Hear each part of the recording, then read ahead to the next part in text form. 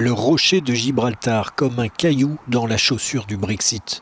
Les autorités espagnoles viennent de donner un ultimatum de 72 heures au Royaume-Uni pour éviter le rétablissement d'une frontière dure entre l'Espagne et l'enclave britannique. Madrid se dit prêt à lever la barrière, mais Londres doit faire un effort au risque d'une frontière fermée, tout simplement, le 1er janvier. No hay plan B.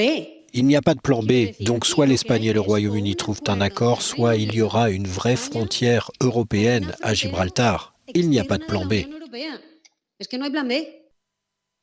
La presqu'île, sous souveraineté britannique depuis plus de 3 siècles, ne fait pas partie des termes de l'accord de libre-échange trouvé le 24 décembre entre Londres et l'Union européenne.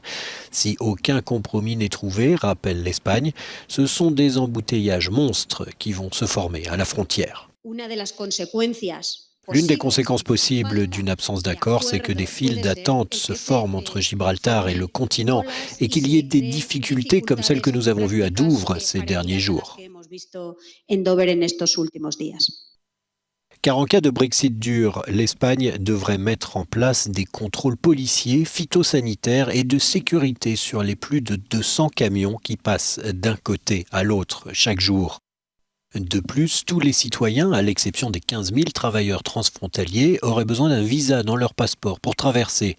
En outre, les habitants du Rocher n'auraient plus accès à la sécurité sociale espagnole et Gibraltar sortirait de l'espace aérien européen.